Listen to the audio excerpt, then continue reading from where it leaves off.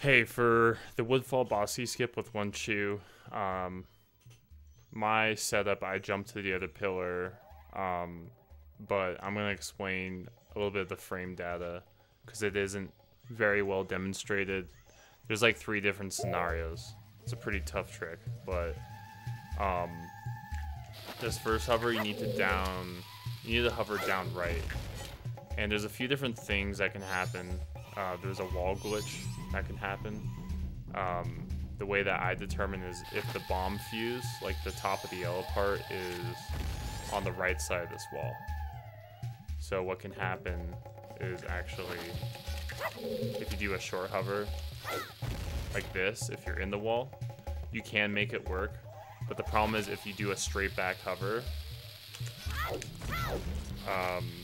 straight back mega, you get a wall cam. So the camera doesn't move down with you, and it's unavoidable if you do it straight back. But if you actually flick left,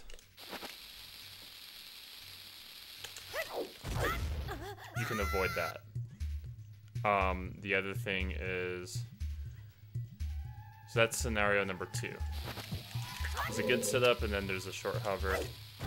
If you do a distance hover and he does that Link shake, he's like, ugh, like big distance hover. What happens is you still have to do some form of left press. So what I do is a mega flick. So I do a mega down to left and then let go. But if you go straight back, you get wall cam. So to avoid that, you just do,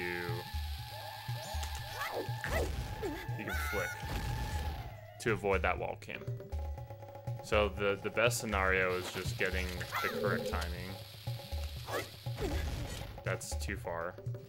Still works though. You can make any scenario work. This is the ideal scenario.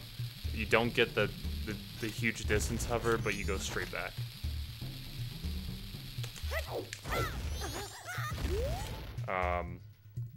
And then yeah, I use the tree as a visual cue with my hand, and the frame that I'm reacting to, so I go mega straight back and then hold left. There's like a 3-frame window. When I see Link's boots over his head,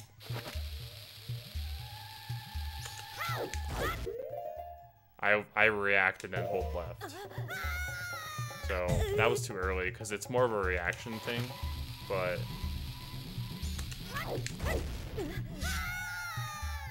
yeah, there's about 3 frames and you can tell which frame that you get.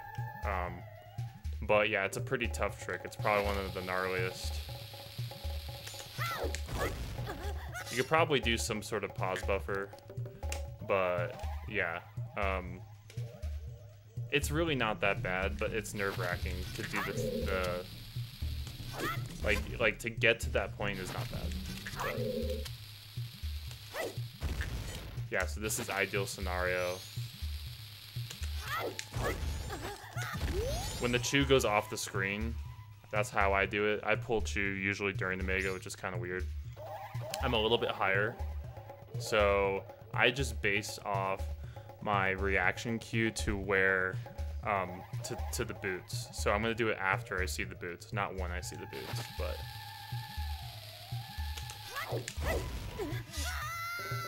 you can adjust it based off that. So I almost missed that. That was like the last 3rd frame. But yeah, if you press left too early, you clip in. So that was the 2nd last frame. There's actually one more frame that you can do. There you go. So that's the earliest frame. I think that was a little bit different. But yeah, there's like 3 frames, so you can barely make it. And yeah, if you hold left too early, let's say you like react too early. Oh wow. Yeah, that was even earlier. So that was the first possible frame, and then 2nd frame, and then 3rd barely possible frame. So it is a 3-frame window, and depending on how you like see it is like the frame. So the reason I go in the other pillar is just to make this frame more lenient. so it's more RTA without pausing. But you can do it in the first pillar. It just makes the frames way less. And then also this gives you a good setup. You want to be in this area. You want to make sure you're like in this zone outside of the map. If you're too far left or you're too far right, especially if you're too far right, it doesn't work quite the same way because you have to curve it in like this.